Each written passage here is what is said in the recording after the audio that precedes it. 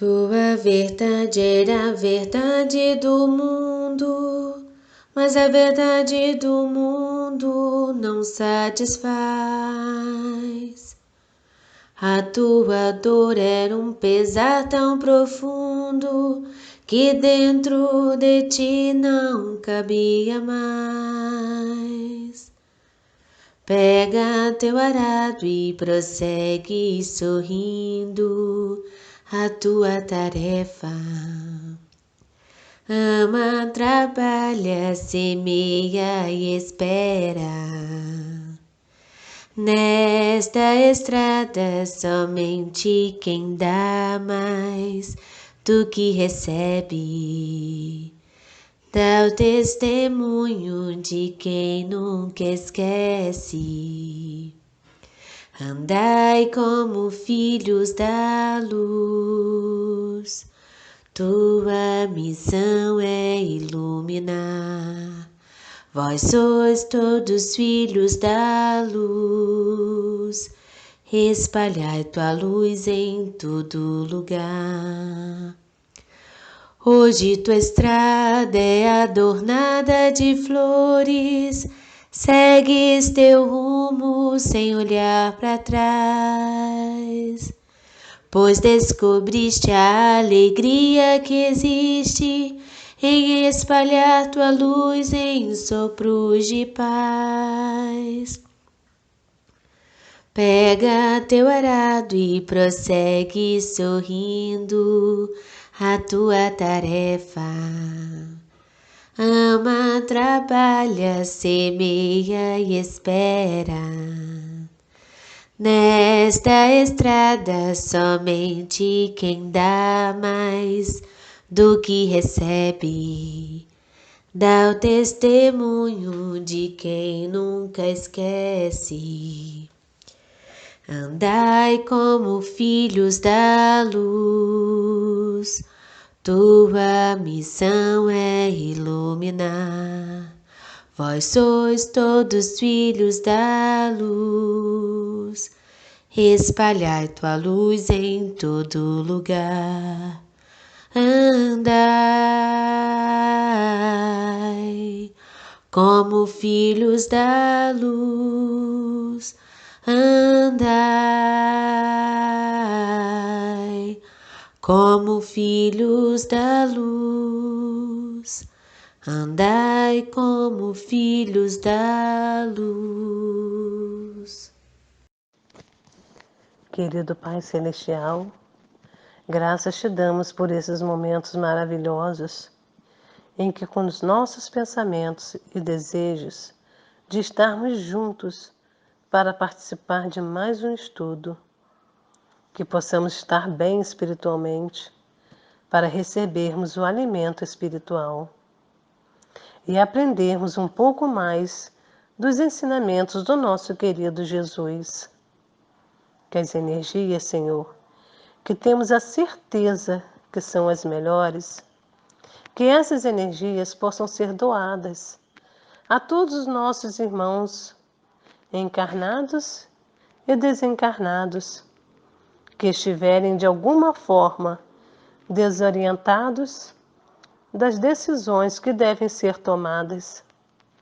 Que eles possam, sobretudo, pedir-te que os aconselhem, pois sabemos, Senhor, que estás sempre pronto a nos socorrer. Querido Jesus, pedimos-te perdão por tantos erros, ainda em que mesmo hoje, sem desejar, quando vamos perceber, acabamos cometendo. Ainda tateamos pela escuridão temporária e bendita da carne.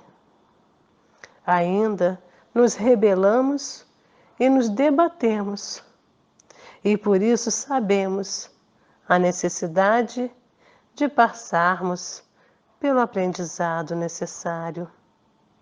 Somos eternamente agradecidos pelas oportunidades de todos os reveses que passamos, que estamos passando E com certeza ainda é necessário continuarmos para passar, porque nos faz crescer, nos faz amadurecer espiritualmente.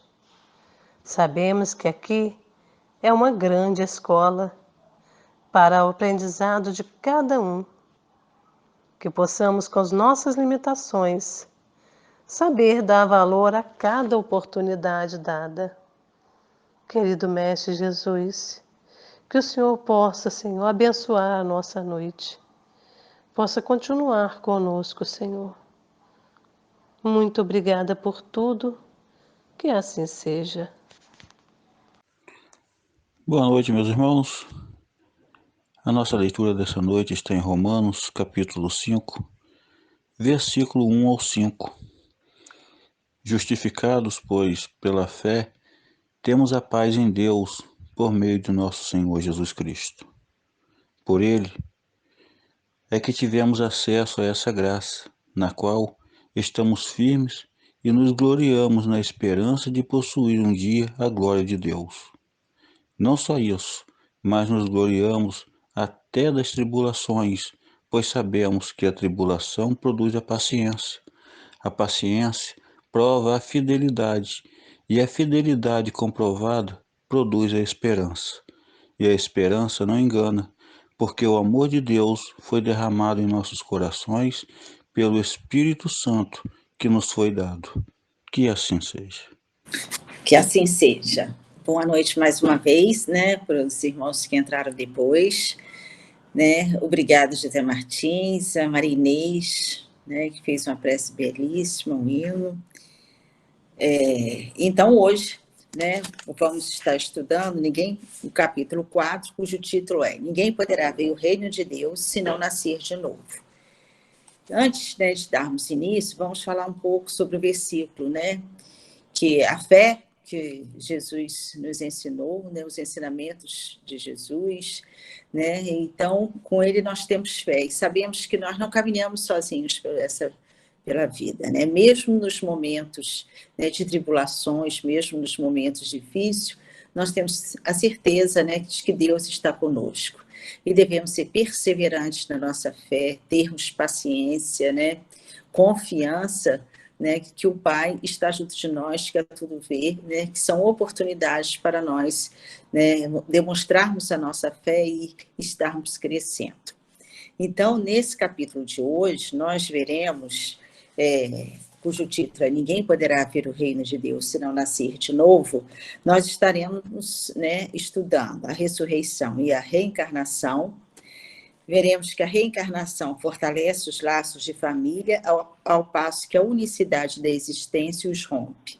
E as instruções dos espíritos sobre limites da encarnação e a necessidade da encarnação. Então, nós podemos ver, através das leituras que estaremos fazendo, que a reencarnação já tinha, os judeus já traziam essa noção, né, desde o Velho Testamento, que nós vamos ver, mas não com o nome de reencarnação, né, eles conheciam com o nome de ressurreição, né, eles tinham a ideia, né, de que o corpo voltava, né, a ideia errônea de que o corpo voltava, que o espírito voltava à vida. Então, inicialmente, nós vamos estar vendo passagens, né, que nos mostram, né, essa ideia, né, de como isso já havia anteriormente. A primeira leitura está em Mateus, capítulo 16, versículos 13 a 17, e em Marcos, capítulo 8, versículos 27 a 30. Só um minutinho. Jesus, tendo vindo às cercanias de Cesareia de Filipe, interrogou assim seus discípulos: Que dizem os homens com relação ao Filho do Homem? Quem dizem que eu sou? Eles lhe responderam: Dizem uns que é João Batista, outros que Elias, outros que Jeremias, ou algum dos profetas. Então, né, por essa resposta, nós já podemos ver que eles traziam essa ideia de que o Espírito retornava, né, que de alguma forma havia uma volta. Perguntou-lhe Jesus: E vós, quem dizeis que eu sou? Simão Pedro, tomando a palavra, respondeu: Tu és o Cristo, o Filho de Deus vivo. Replicou-lhe Jesus: Bem-aventurado és, Simão, filho de Jonas, porque não foram a carne nem o sangue que te revelaram, mas meu Pai que estás nos céus. Né? Ele quer dizer que Simão Pedro não tinha ainda o conhecimento, a maturidade, né, para entender completamente isso, mas ele já, né, como, né, um desígnio de Deus, ele já falou que Jesus, né, era o Filho de Deus vivo. A outra passagem está no Evangelho de Marcos e também vemos no Evangelho de Lucas. E fala: nesse interim, Herodes, o tetrarca, ouvira falar de tudo o que fazia Jesus, e seu espírito se achava em suspenso, porque uns diziam que João Batista ressuscitara dentre os mortos, outros que aparecera Elias, e outros que um dos antigos profetas ressuscitara. Disse então Herodes: Mandei cortar a cabeça a João Batista. Quem é então esse de quem ouço dizer tão grandes coisas? E ardia por vê-lo.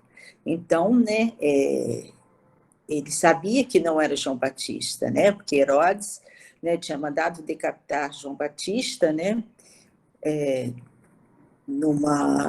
ele tinha até grande admiração por João Batista, mas ele morava, né, ele era casado com a esposa do seu irmão, e João Batista falou que aquilo era errado.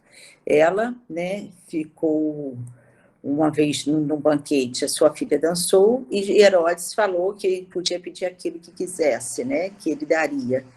E a mãe, então, aconselhou a filha a pedir a cabeça de João Batista. Então, ele tinha certeza que João Batista tinha morrido, né, mas como eles não tinham essa ideia clara, era uma ideia vaga e imprecisa, ele fica pensando quem seria, né, como se fosse uma volta.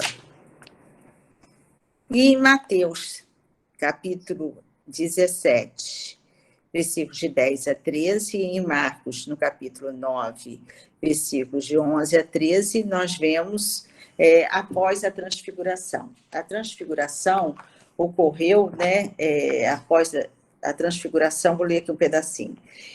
Jesus tomou consigo Pedro, Tiago e João, irmão de Tiago, e os levou em particular a um alto monte. Aí ele foi transfigurado diante deles. Sua face brilhou como o sol, e suas roupas se tornaram brancas como a luz. Naquele momento, apareceram diante deles Moisés e Elias, conversando com Jesus. Então, quando eles descem do monte, né, eles ficam, né, pasmos e tal. Quando eles descem do monte, seus discípulos, então, o interrogaram dessa forma: por que dizem os escribas ser preciso que antes volte Elias? Jesus lhes respondeu: é verdade que Elias há de vir a restabelecer todas as coisas, mas eu vos declaro que Elias já veio, e eles não o conheceram, e o trataram como lhes aprouve. É certo, é assim que farão sofrer o Filho do Homem.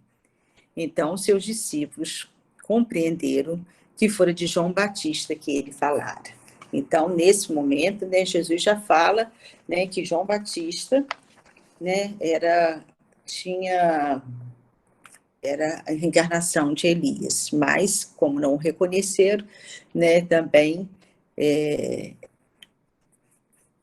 E aí, né, nós vamos ver agora a diferença entre a ressurreição e reencarnação. Que a ressurreição era o que eles imaginavam, né? Eles achavam que o espírito voltava naquele mesmo corpo, que nós podemos, né, verificar através da ciência que isso não é possível, né? Depois do corpo, né, a matéria ser decomposta, não há como ela retornar, né? E a reencarnação, que é a volta do espírito no novo corpo. E aqui nós podemos ver, né, que a encarnação, no item 4, a reencarnação fazia parte dos dogmas dos judeus, sob o nome de ressurreição. Só os saduceus, cuja crença era que de tudo acaba com a morte, não acreditavam nisso. Então, os judeus acreditavam na ressurreição, Já os saduceus, não, eles não criam na imortalidade da alma, né, nem na ressurreição, nem em anjos, né? Eles criam em Deus, mas era um Deus temporário, que fazia, né, recompensas temporárias. Então, eles achavam que eles tinham que aproveitar tudo naquela vida, porque morreu, né, não tinha mais nada, né? Então, a preocupação dos saduceus, né, era a satisfação dos sentidos físicos. Agora, a ideia dos judeus sobre esse ponto, como sobre muitos outros, não eram claramente definidas. Nós temos que lembrar que naquela época, né, a sociedade, né, os homens de uma forma geral, eles não tinham um elevado, né, nível de conhecimento. Eles eram extremamente ligados, né, às leis mosaicas, né, e aos cultos exteriores. Então, eles não tinham muito bem definidas determinadas ideias. Eles não tinham ainda maturidade para estar entendendo as palavras de Jesus, né? Então, nem tudo podia ser dito claramente. Né, a reencarnação, né, Jesus dá diversos exemplos, mas ele não fala, né, claramente, né, com o nome de reencarnação, como mais tarde o Consolador Prometido, né, vai vir falar sobre isso. As ideias dos judeus sobre esses pontos, como sobre muitos outros, não eram claramente definidas, porque apenas tinham vagas e incompletas noções acerca da alma e da sua ligação com o corpo. Criam eles que um homem que vivera podia reviver, sem saberem precisamente de que maneira o fato poderia dar-se. Designavam pelo termo ressurreição, o que o Espiritismo, mais judiciosamente, chama reencarnação. Com efeito, a ressurreição dá a ideia de voltar à vida o corpo que se já está morto, o que a ciência demonstra ser materialmente impossível, sobretudo quando os elementos desse corpo já se acham desde muito dispersos e absorvidos.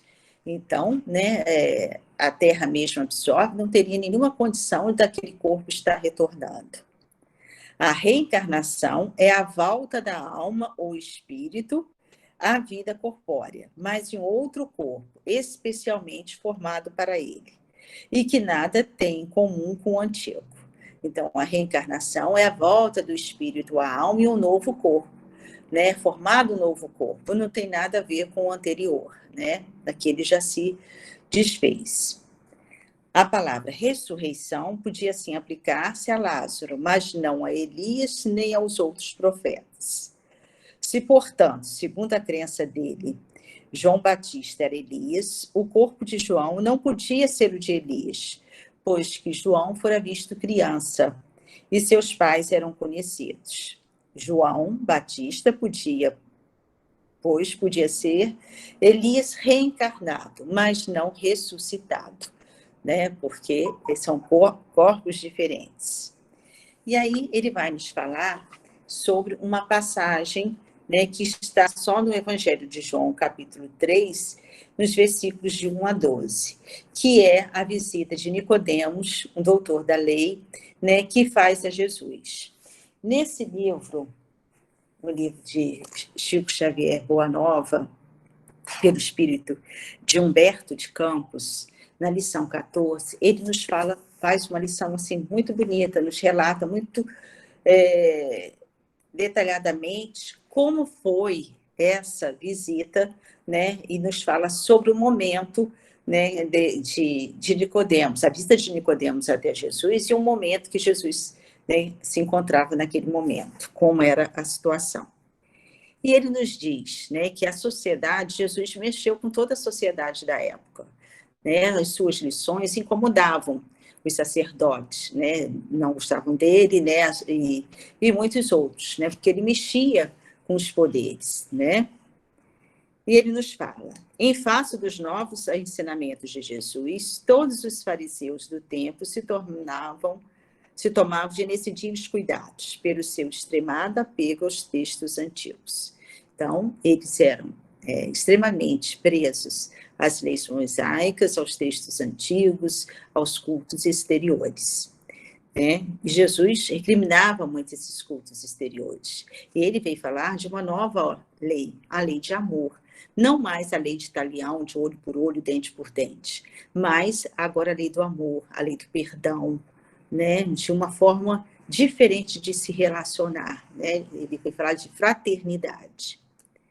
O mestre, porém, nunca perdeu o ensejo de esclarecer as situações mais difíceis com a luz da verdade, que a sua palavra divina trazia ao pensamento do mundo.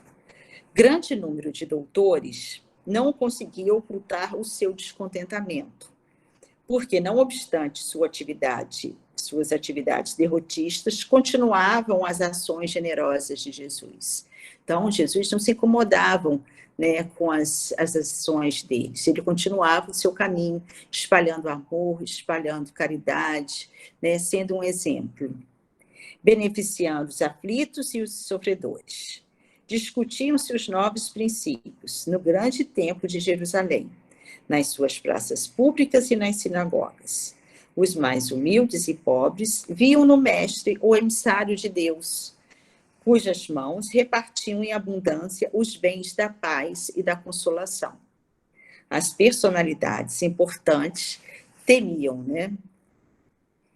Sobretudo em Jerusalém, né, que era um expressivo retrato do mundo, as ideias do Senhor acendiam as mais apaixonadas discussões. Eram populares que se entregavam à apologia franca da doutrina de Jesus. Servos que o sentiam com todo o calor do coração reconhecido. Sacerdotes que o combatiam abertamente. Convencionalistas que não o toleravam. Indivíduos abastados que se insurgiam contra seus ensinos. Mas, né, muitos espíritos o seguiam, né? Alguns espíritos acompanhavam o Messias, tomados de vivo interesse pelos seus elevados princípios. Entre esses, né, nós temos Nicodemos, fariseu notável pelo coração bem formado e pelos dotes de inteligência. Assim, uma noite, ao cabo de grandes preocupações e longos raciocínios, procurou a Jesus em particular, seduzido pela magnanimidade das suas ações e pela grandeza da sua doutrina salvadora. O mestre estava acompanhado apenas de 2 de seus discípulos e recebeu a visita com sua bondade costumeira. Então, os seus 2 discípulos eram André e Tiago, né? Então, Nicodemos, podemos ver, né, que ele aceitava, sabia que Jesus era filho de Deus. Ele queria aprender mais sobre a doutrina, mas ele ainda, como nós vamos ver, não conseguia compreender isso. E, voltando aqui ao item 5, vamos ver essa passagem. Ora, entre os fariseus havia um homem chamado Nicodemos, senador dos judeus, que veio a ter com Jesus e lhe disse: Mestre, sabemos que vieste da parte de Deus para nos instruir como doutor. Porquanto ninguém poderia fazer os milagres que faz se Deus não estivesse com ele. Jesus lhes respondeu: em verdade digo-te, ninguém pode ver o reino de Deus se não nascer de novo. Disse-lhe Nicodemos: como pode nascer um homem já velho? Pode tornar a entrar no ventre de sua mãe para nascer segunda vez? Retorquiu-lhe Jesus: em verdade digo-te, se um homem não renasce da água e do Espírito, não pode entrar no reino de Deus. O que é nascido da carne é carne, e o que é nascido do Espírito é Espírito. Não te admires de que eu te haja dito ser preciso que nasças de novo. O Espírito sopra onde quer, e ouves a sua voz, mas não sabes de onde ele vem, nem para onde vai. O mesmo se dá com todo homem que é nascido do Espírito. Respondeu-lhe Nicodemos: como isso pode fazer-se? Jesus lhe observou: pois que és mestre em Israel e ignoras essas coisas, digo-te em verdade, que não dizemos senão o que sabemos, e que não damos testemunho senão do que temos visto. Entretanto, não aceitas o nosso testemunho. Mas, se não me credes, quando vos falo de coisas da terra, como me crereis quando vos fale das coisas do céu? Então, né, Nicodemos não compreendeu as palavras de Jesus. Né? Jesus aqui já nos dá, né, a correta ideia da reencarnação, que era a volta, né, do espírito em um novo corpo, para que novas lições pudessem ser aprendidas.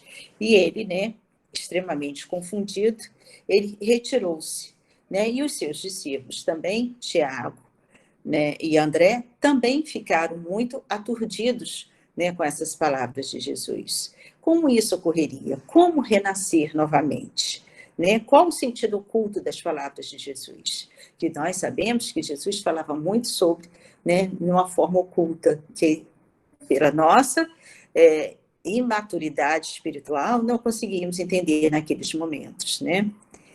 E então, Jesus, aqui continuando a leitura no livro Boa Nova, né, quando os discípulos o interrogaram, o que ele queria dizer com aquilo? Como renascer de novo? Né, como que isso procederia? Ele, né, dá uma explicação. E ele fala, por que tamanha admiração em face dessas verdades? Perguntou-lhe Jesus bondosamente. As árvores não renascem depois de podadas? Com respeito aos homens, o processo é diferente, mas o espírito de renovação é sempre o mesmo. O corpo é uma veste, o homem é seu dono.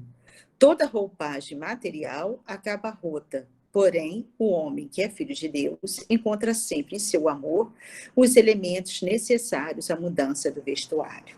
Então, o corpo, né, ele abriga o espírito. O corpo, ele é perecível, né, mas o espírito é eterno. E ele volta em nova roupagem, né, em novas vestes, para que ele possa dar continuidade ao seu aprimoramento. Nós sabemos, né, que a cada encarnação aqui estamos para melhorarmos, né, evoluirmos moralmente, né, até chegarmos a ser espíritos perfeitos. Mas aqui Jesus está nos dizendo que voltaremos, né, a morte do corpo, continuando aqui, é essa mudança indispensável, porque o corpo é perecível, tem um prazo de validade, né?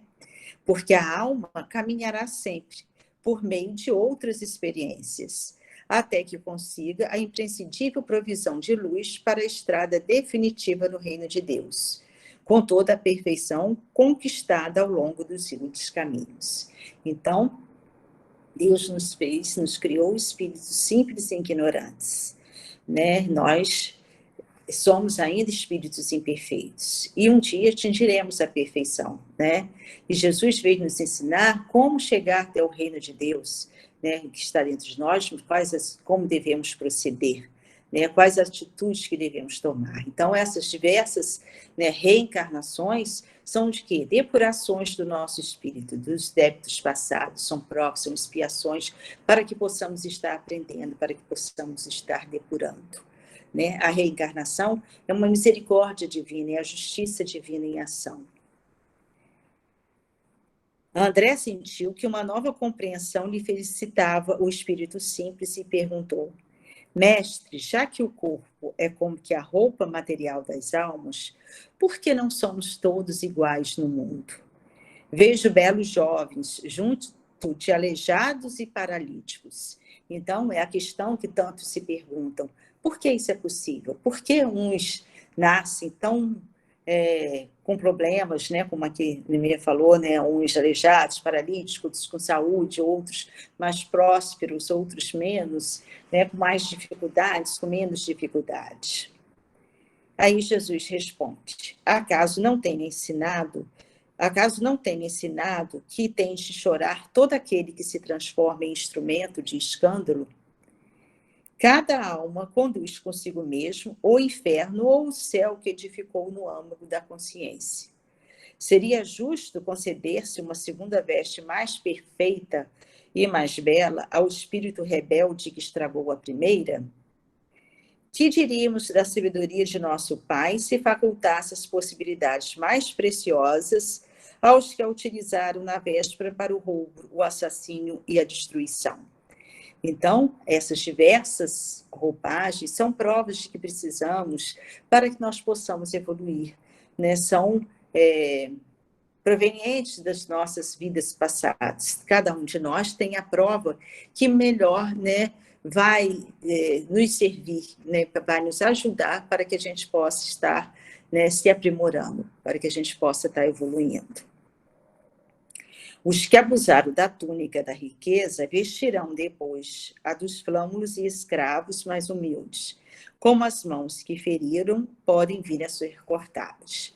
Então, não vou ler aqui tudo, né? O Tiago fica em dúvida. Então, será que todo aquele que tiver, vamos supor, assassinado numa encarnação, ele vai ter a prova, ser assassinado na prova seguinte, né? Será que vai prevalecer a lei, né, de olho por olho, dente por dente? Né? E Jesus diz que não, né? Ele veio trazer a lei do amor, né? Da fraternidade, da paz entre os homens. Lógico que nós temos que ressarcir todos os nossos débitos, mas não nessa proporção, não é assim exatamente que ele quer dizer, né? Que ele quer nos dizer. E ele continua falando com Tiago, né, que o primeiro mandamento da lei, né, trazida por ele, é uma determinação de amor. Acima do não adulterarás, do não cobiçarás, está o amar a Deus sobre todas as coisas, de todo o coração e de todo o entendimento. Como poderá alguém amar o Pai, aborrecendo-lhe a obra? Então, como poderá alguém amar o Pai, prejudicando seu irmão, sendo ingrato, né, orgulhoso, egoísta, né? Então, como? Contudo, não... E aí ele também nos diz... coloca o amor acima da justiça do mundo e tem ensinado que só ele, né, cobre a multidão dos pecados. Então, só o amor cobre a multidão de pecados. Se nos prendemos à lei de Talião, somos obrigados a reconhecer que onde existe um assassino, haverá mais tarde um homem que necessita ser assassinado. Com a lei do amor, porém, compreendemos que o verdugo e a vítima são dois irmãos, são todos filhos de Deus, né? Somos todos filhos de Deus, filhos de um mesmo Pai. Basta que ambos sintam isso, para que a fraternidade divina afaste os fantasmas do escândalo e do sofrimento. Então, né, esses vão ser ressarcidos, mas não nessa mesma proporção de que a gente possa pensar que seria olho por olho, dente por dente. E aí, Tiago interpela Jesus, né, que no dia seguinte haveria uma pregação. Por que ele não fala isso na pregação? Por que ele não fala sobre, né, a reencarnação para todos, né? E ele fala, né? Será que não compreendestes? Pois, se um doutor da lei saiu daqui sem que eu lhe pudesse explicar toda a verdade, como queres que proceda de modo contrário para a compreensão simplista do espírito popular? Alguém constrói uma casa iniciando pelo teto o trabalho? Além disso, mandarei mais tarde o Consolador, a fim de esclarecer e dilatar os meus ensinos. Então, Jesus sabia, se um doutor da lei, conhecedor da lei, ele não tinha condições de entender, né, o dogma da reencarnação, como que ele falaria isso para o povo, né, que não tinha condições, né, espirituais, ainda não tinha conhecimentos para que pudesse entender isso. Mas ele nos diz que mais tarde, através do Espírito de verdade, através do Consolador prometido, né, o Consolador prometido viria, né, esclarecer, né, e dilatar, né, os ensinos. Né? E aí nós vemos o Espiritismo, né, que veio mais tarde, né, falando sobre a reencarnação, né, explicando melhor a reencarnação, a pluralidade da existência, né, a pré-existência da alma e tantos outros, né? Eu acho melhor o seguinte, depois eu falo mais sobre a reencarnação, porque esse é um assunto que é tão bom, tão maravilhoso, que dá vontade de falar sem parar. Mas vou seguir aqui um pouco, no final eu falo mais sobre a reencarnação. Vou ler algumas questões referentes à reencarnação que está no Livro dos Espíritos. E no item 6, ele nos diz: a ideia de que João Batista era Elias e de que os profetas podiam reviver na Terra se nos depara em muitas passagens dos evangelhos. Então, nós vimos aqui, nessas passagens que foram lidas, né, sobre isso. Se fosse errônea essa crença, Jesus não houvera deixado de a combater, como combateu tantas outras. Longe disso, ele a sanciona com toda a sua amorosidade e a põe por princípio e como condição necessária quando diz: ninguém pode ver o reino de Deus se não nascer de novo. E insiste acrescentando: não te admires de que eu haja dito ser preciso nascer de novo. Nós sabemos, né, que a cada encarnação, o nosso aprendizado ele é muito lento. O espírito avança muito lentamente. Então, para que nos transformemos em espíritos perfeitos, como, né, o nosso Senhor quer, como Deus assim espera de nós, serão necessárias inúmeras encarnações. Não as mesmas para todos os espíritos, porque a evolução depende da vontade de cada um, do aprimoramento moral de cada um. Então, sabemos que uma encarnação só não dá para que seja completo essa aprendizagem, né? Para que nos transformemos em espíritos perfeitos. Então, ele nos diz que é necessário que nasçamos de novo, tantas vezes quanto forem necessárias, para que reaprendamos, para que possamos estar quitando os nossos débitos, para que possamos estar evoluindo moralmente, né? Aí no item 7, essas palavras: se um homem não renasce da água e do espírito, né, foram interpretadas no sentido de regeneração pela água do batismo. Mas ele diz que esse texto não quer dizer isso. Ele fala: para se apanhar o verdadeiro sentido dessas palavras, cumpre também se atente na significação do termo água, que ali não for empregada na acepção que lhe é própria. Eles achavam, né, muito imperfeito é o desconhecimento dos antigos sobre as ciências físicas.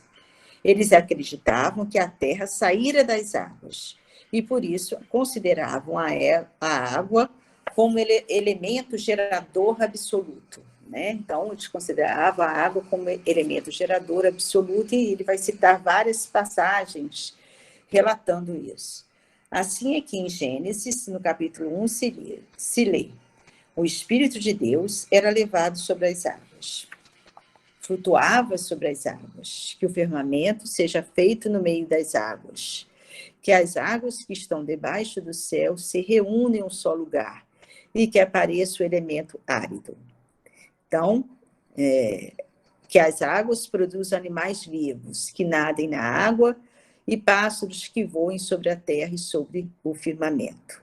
Então, segundo essa crença, a água, né, se tornar o símbolo da natureza material, né, era o elemento gerador, né, elemento gerador absoluto. E o espírito, né, como o espírito era da natureza inteligente. Essas palavras: se o homem não renasce da água e do espírito, ou em água e em espírito, significam, pois, se o homem não renasce com seu corpo e sua alma, é nesse sentido que, a princípio, as compreenderam. Isso aí nós estamos estudando, né, aquelas passagens que foram, né, naquela versão, né, de Nicodemos, que tem essas passagens.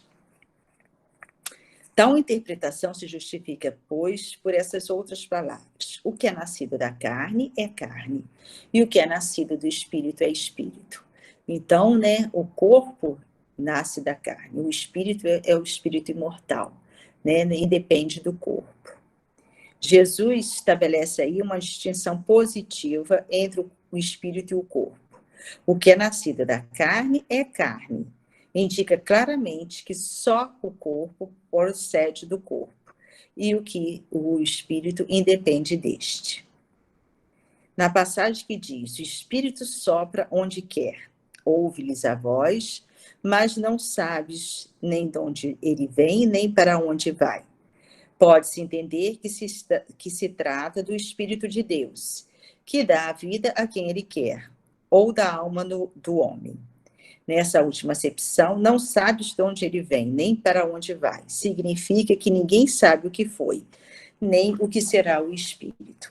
Então, né, ao renascermos, nós não sabemos das nossas vidas, das nossas fichas kármicas, o que aconteceu, nem sabemos o que vai acontecer adiante, né? Então, o espírito, ele não tem esse conhecimento. Nessa última acepção, não sabes de onde ele vem, nem para onde vai, significa que ninguém sabe o que foi, nem o que será o espírito. Se o espírito ou a alma fosse criado ao mesmo tempo, então, se o espírito fosse criado junto com o corpo, nós saberíamos, né, o seu momento de criação. Saber-se-ia de onde ele veio, pois que lhe conheceria o começo. Como quer que seja, essa passagem, né, consagra o princípio da pré-existência da alma e, por conseguinte, o da pluralidade das existências. Então, né, essa passagem estudada, né, consagra o princípio da pré-existência da alma e da pluralidade das existências, né, que vamos renascer quantas vezes forem necessárias, para que possamos estar cumprindo, né, o nosso processo evolutivo. Agora nós vamos ver uma outra passagem que está em Mateus, capítulo 11, e versículos de 12 a 15.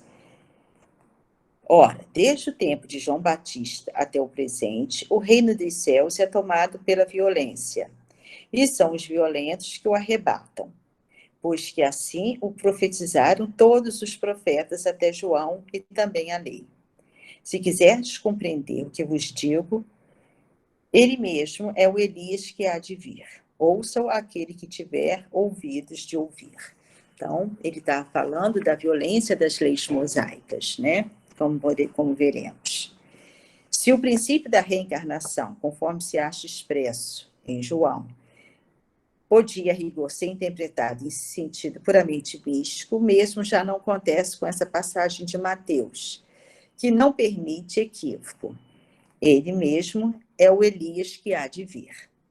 Não há aí figura nem alegoria, é uma afirmação positiva. Desde o tempo de João Batista até o presente, o reino de Deus é tomado pela violência. O que isso significa? Que significam essas palavras? Uma vez que João Batista ainda vivia naquele momento. Jesus as explica dizendo, se quiseres compreender o que digo, ele mesmo é o Elias que há de vir. Então, ele não está se referindo, né, à encarnação de João como João, mas à encarnação de Elias. Ora, sendo João o próprio Elias, Jesus alude à época em que João vivia com o nome de Elias. Até o presente, o reino de céus é tomado pela violência. Outra alusão à violência da lei mosaica, que ordenava o extermínio dos infiéis, para que os demais ganhassem a terra prometida, paraíso dos hebreus. Ao passo que, segundo a nova lei, o céu se ganha pela caridade e pela brandura. Então, né, de acordo com a nova lei trazida pelo nosso Mestre Jesus, né, o reino dos céus, ele, né, precisamos, para atingir o reino dos céus, sermos o quê? Brandos, pacíficos, mansos, praticarmos a caridade, perdoar, né, o perdão, a reconciliação, né, são todos ensinamentos trazidos pelo nosso Mestre Jesus. E acrescentou, ouça aquele que tiver ouvidos de ouvir. Essas palavras que Jesus tanto repetiu claramente dizem que nem todos estavam em condições de compreender certas verdades. Então, naquela época, né, por isso que muitas das coisas são faladas, né, por Jesus de uma forma velada, meio oculta, porque o nível de compreensão era muito baixo. Ainda não compreendiam, né, claramente o que Jesus queria dizer. Agora, uma passagem, né, de Isaías, do Velho Testamento, né, então, por isso que a gente fala que mesmo desde o Velho Testamento os judeus já tinham a noção da ressurreição, né, Isaías, capítulo 26, versículo 19.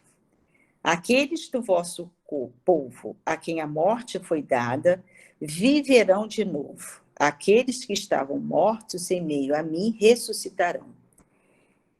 Despertai do vosso sono e entoai louvores a Deus, vós que habitais no pó. porque o orvalho que cai sobre vós é um orvalho de luz, e porque arruinareis a terra e o reino dos gigantes. Então, né, ele deixa aqui também claro, né, quer dizer, viverão, falando sobre, né, a volta dos espíritos que já tinham, né, desencarnado, aqueles que já estavam mortos. É também muito explícita essa passagem de Isaías. Aqueles do vosso povo a quem a morte foi dada, viverão de novo, futuro, né? Se o profeta houvera querido falar da vida espiritual, se houvera pretendido dizer que aqueles que tinham sido executados não estavam mortos em espírito, teria dito, né, ainda vive, e não viverão de novo. Né? Se ele quisesse se referir à vida espiritual, ele falaria que eles estão vivos, e não que eles viverão de novo. No sentido espiritual, essas palavras seriam um contrassenso, pois que implicaria uma interrupção na vida da alma. No sentido da regeneração moral, seria a negação das penas eternas, pois que estabelece em princípio que todos os que estão mortos viverão. Então, né, cai por terra, né, a noção das penas eternas, né, pois todos viverão de novo, todos eles retornarão, né, à carne. E também, né, ainda, né, no Velho Testamento, nós vamos ver passagens de Jó também falando sobre isso.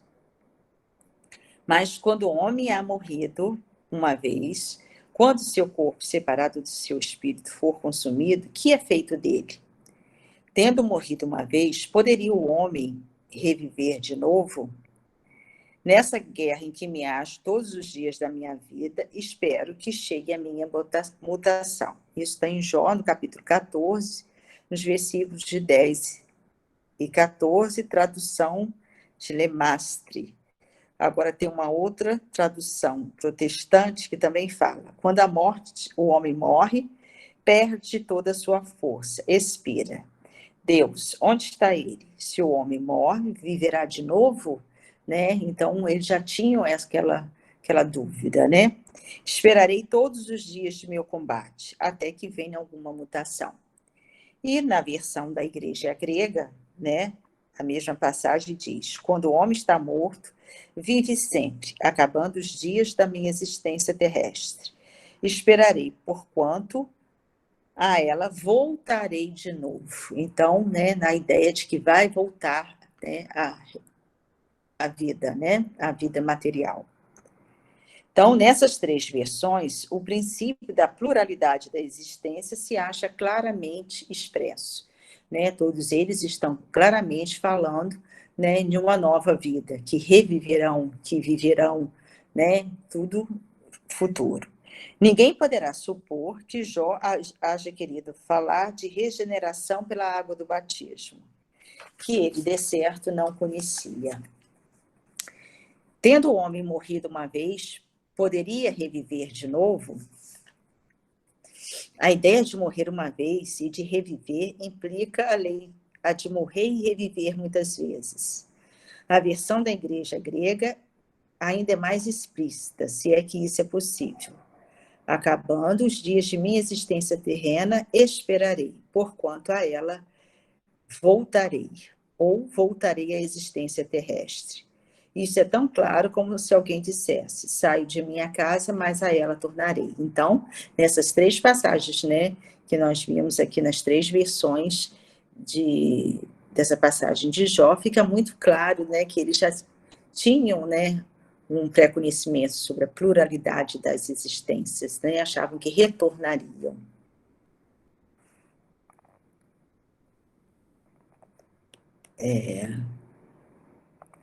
Não há, pois, duvidar que, sob o nome de ressurreição, o princípio de reencarnação era ponto de uma das crenças fundamentais dos judeus, ponto que Jesus e os profetas confirmaram de modo formal, de onde se segue que negar a reencarnação é negar as palavras do Cristo. Um dia, porém, suas palavras, quando forem meditadas, sem ideias preconcebidas, reconhecerão autorizadas quanto a esse ponto, bem como em relação a muitos outros, né? Quer dizer, aqui, né, ele quer nos dizer que seriam esclarecidas futuramente, né? Como hoje já é bem mais esclarecido. E no item 17 ele nos fala: essa autoridade do ponto de vista religioso se adita, do ponto de vista filosófico, a das provas, que resultam da observação dos fatos. Quando se trata de remontar dos efeitos às causas, a reencarnação surge como de necessidade absoluta, como condição inerente à humanidade, numa palavra, como lei da natureza. Pelos seus resultados, ela se evidencia de modo, por assim dizer, material, da mesma forma que o motor oculto se revela pelo seu movimento. Só ela pode dizer ao homem de onde ele vem, para onde ele vai, porque está na Terra, e justificar todas as anomalias e todas as aparentes injustiças que a vida apresenta. Sem o princípio da preexistência da alma e da pluralidade das existências, são ininteligíveis, em sua maioria, as máximas do Evangelho. Razão porque não dão lugar a tão contraditórias interpretações. Então, né, deixa eu ver agora, vamos, né, ver um pouco mais. A reencarnação é uma misericórdia divina, né? Através da encarnação, né, possuímos oportunidade de estarmos refazendo os nossos caminhos, né? De estarmos quitando os nossos débitos, né? De estarmos nos tornando espíritos melhores, né? Então, no Livro dos Espíritos, na questão 171, né, fala muito sobre a justiça da reencarnação, né? E o Espírito de Verdade, Kardec pergunta: e que se funda o dogma da reencarnação? Né? Qual os fundamentos? E aí ele responde: na justiça de Deus e na revelação, pois incessantemente repetimos: o bom pai deixa sempre aberta a seus filhos uma porta para o arrependimento. Não te diz a razão que seria injusto privar para sempre da felicidade eterna todos aqueles de quem não dependeu o melhorar em si? Não são filhos de Deus todos os homens? Só entre os egoístas se encontra a iniquidade, o ódio implacável e os castigos sem remissão. Então, né, não existe castigos eternos, né? Deus, através da reencarnação, ele vai dar oportunidade a todos os seus filhos de estarem se redimirem, né? Se redimirem de seus erros passados, de estarem evoluindo, né? E aonde a justiça de Deus, né, se podemos ver nitidamente. E nas notas ele diz: todos os espíritos tendem para a perfeição, e Deus lhes faculta os meios de alcançá-la, proporcionando-lhes as provações da vida corporal. Sua justiça, porém, lhes concede realizar em novas experiências o que não puderam fazer ou concluir numa primeira prova. Então, através da reencarnação, nós podemos estar retornando, né, dando continuidade a uma prova que não foi concluída, estar revendo os nossos caminhos, né, estar quitando débitos de reencarnações passadas, estar modificando os nossos pensamentos, né, as nossas ações, as nossas atitudes, né, podemos estar, né, nos melhorando, né, espiritualmente, moralmente, né. Então, a reencarnação, né, é uma bênção, né? É uma misericórdia infinita de nosso Pai. E como ele nos diz, né, que chegaremos à perfeição, né? Somos espíritos ainda imperfeitos, mas através das várias experiências reencarnatórias, nós poderemos estar, né, nos depurando e melhorando a cada dia. Certamente que a cada encarnação a gente melhora muito pouquinho, mas, né, estamos indo. E na nota continua: não obraria Deus com equidade, nem de acordo com a sua bondade, se condenasse para sempre os que talvez hajam encontrado, oriundos do próprio meio em que foram colocados e alheios à vontade que os animava, obstáculos ao seu melhoramento. Então, se a sorte do homem se fixasse irrevogavelmente depois da morte, não seria uma única balança em que Deus pesa as ações de todas as criaturas, e não haveria imparcialidade no tratamento que a todos dispensa. A doutrina da reencarnação, isto é, que consiste em admitir para o espírito muitas existências sucessivas, é a única que corresponde à ideia que formamos da justiça de Deus para com os homens, que se acham em condição moral inferior. A única que pode explicar o futuro e firmar as nossas esperanças, pois que nos oferece os meios de resgatarmos os nossos erros por nossas provações. A razão não indica e os espíritos a ensinam. Então, as nossas provas, os obstáculos por que passamos nessa vida, são necessários ao nosso aprimoramento. Cada um tem uma prova, diferente, possuem provas diferentes, porque somos espíritos diferentes. Todos caminhamos, todos estamos na caminhada evolutiva, na jornada evolutiva, mas cada um está no seu momento. Apesar de que aqui no planeta de provas e expiações, todos somos espíritos imperfeitos, ainda com mais ou menos parecidos, mas as provas são diferentes para cada um de nós. E o que são essas provas? Essas provas, essas tribulações, nós temos que passar por elas sem lamentações, mas com força, com confiança, com fé em Deus. Nós não estamos sozinhos, Junto com cada um de nós temos o nosso espírito protetor, nosso anjo de guarda, espíritos de luz que caminham conosco, que nos fortalece, que possam estar nos ajudando nesse momento. E nós podemos, através da leitura dos evangelhos, de ouvir, estar conhecendo, estar nos aprimorando na lei de Deus, no conhecimento do evangelho, e estar colocando ele em prática no nosso dia a dia, e assim temos condição de passar melhor por essa encarnação. E ele também, continuando aqui a nota, o homem que tem consciência da sua inferioridade, aure consoladora esperança na doutrina de reencarnação. Então, sabemos que somos espíritos imperfeitos, mas sabemos também que através das reencarnações, nós teremos condições, teremos oportunidades de estarmos nos aprimorando, Se crê na justiça de Deus, não pode contar que venha a achar-se para sempre em pé de igualdade com os que mais fizeram do que ele. Sustém-no, porém, e lhe reanima a coragem, a ideia de que aquela inferioridade não o deserda eternamente do supremo bem, e que, mediante novos esforços, dado lhe será conquistado. Então, sabemos que somos espíritos imperfeitos, mas sabemos também que temos condições, que um dia seremos espíritos perfeitos. Vai depender do esforço de cada um das nossas, temos que nos animar, temos que, como acreditamos na justiça de Deus, sabemos que isso irá acontecer, Podemos hoje ser mais inferiores, mas amanhã, numa nova encarnação, estaremos aptos a melhorar um pouco mais. Quem é que, ao cabo de sua carreira, não deplora ver tão tarde ganhe uma experiência de que já não mais pode tirar proveito? Entretanto, essa experiência tardia não fica perdida. O espírito a utilizará em nova existência. Então, nada que aprendemos, o nosso conhecimento, nada é perdido. O espírito, ele guarda todos esses conhecimentos, essas experiências, e levará para a sua nova encarnação.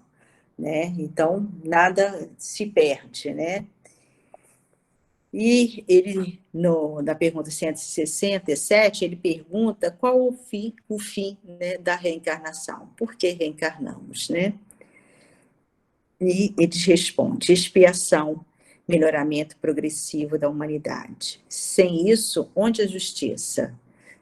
Então, temos que aceitar o momento presente, fazer as mudanças necessárias na nossa vida, estarmos atentos, para cumprirmos o Evangelho, as leis ensinadas pelo nosso Mestre Jesus, para estarmos na prática do bem, para aproveitar bem essa encarnação. Aí ele também pergunta se o número de existências corporais, se é limitado o número de existências. Ele diz que não. A cada nova existência, o espírito dá um passo para diante na senda do progresso.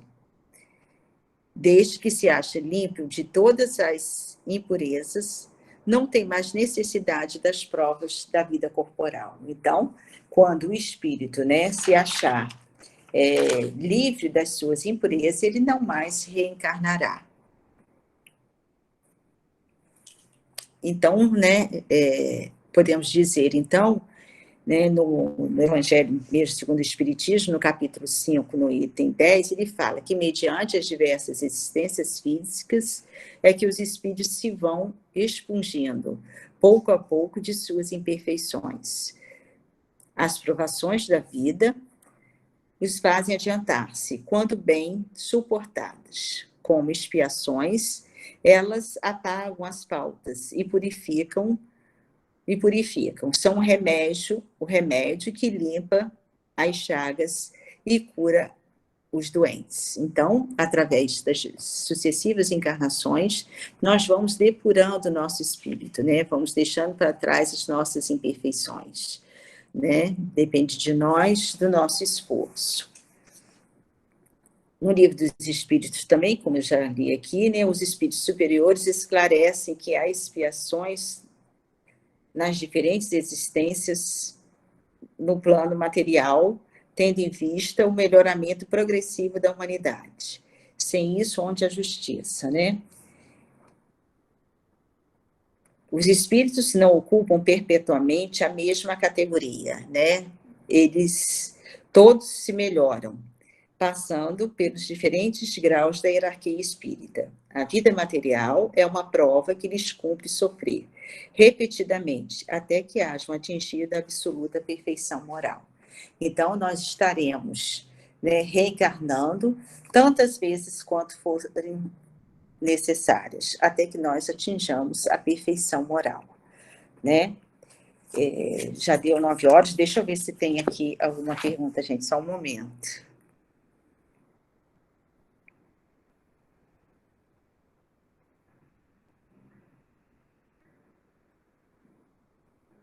Então, é isso mesmo, a cada encarnação, né, o espírito vai aprendendo, né, vai evoluindo, vai se tornando um espírito melhor, porque ele vai se depurando.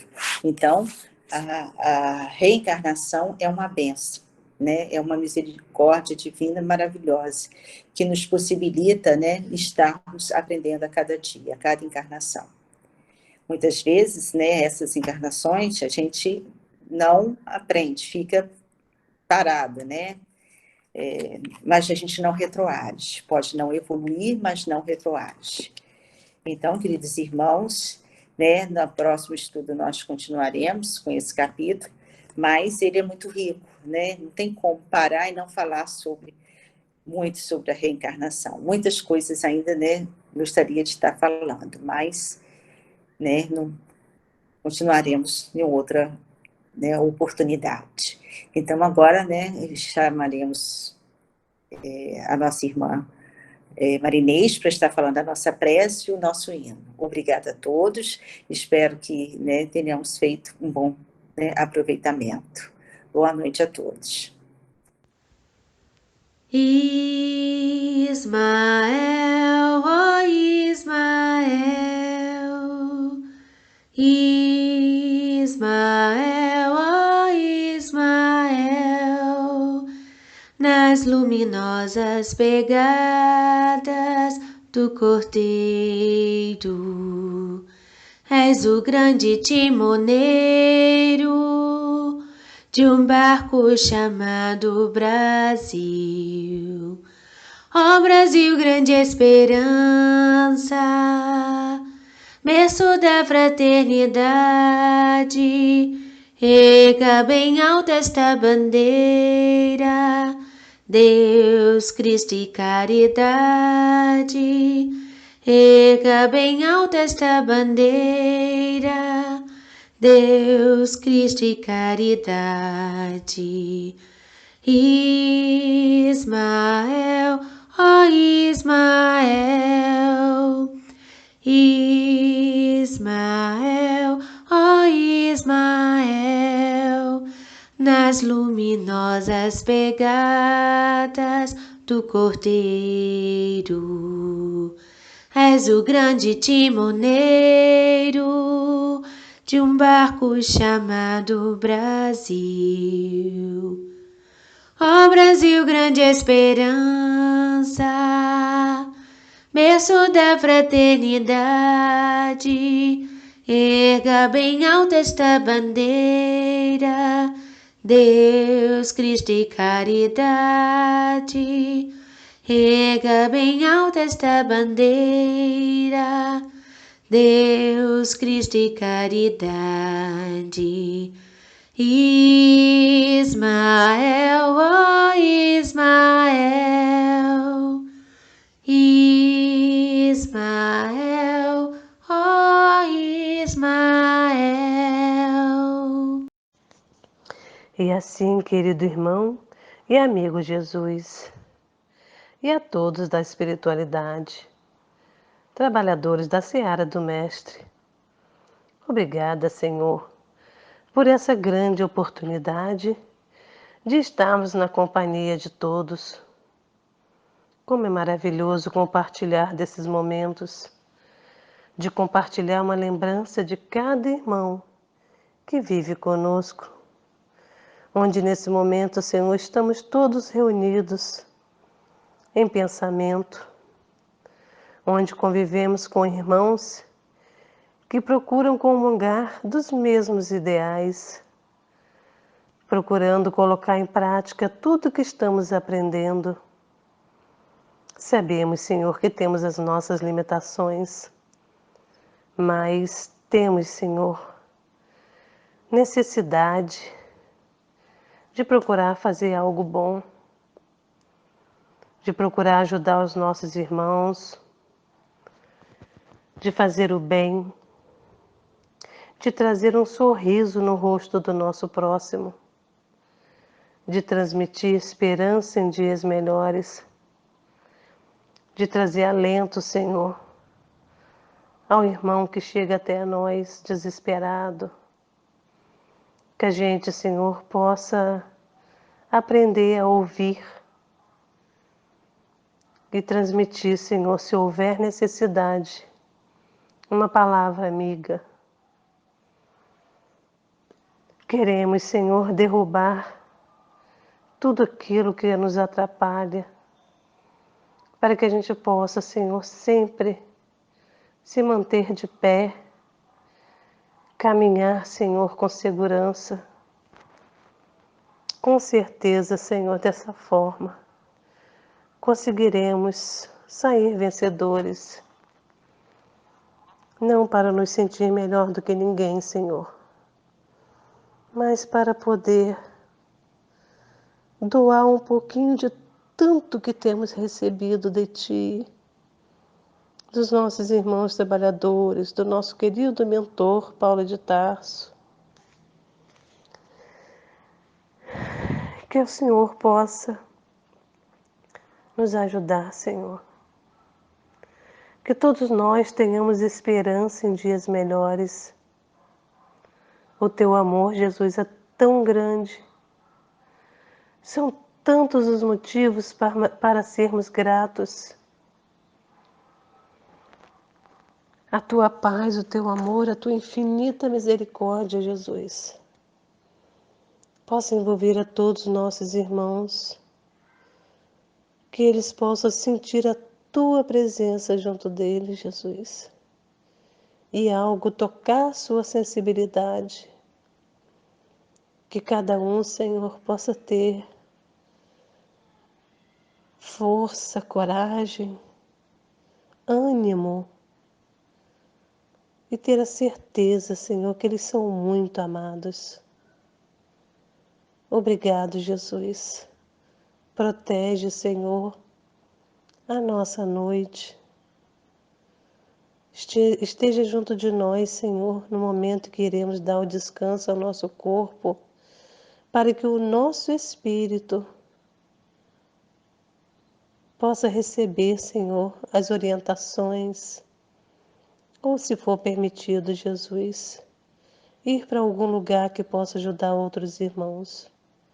que estão em piores condições do que a nossa. Fique conosco, Jesus, porque precisamos muito de Ti. Que assim seja.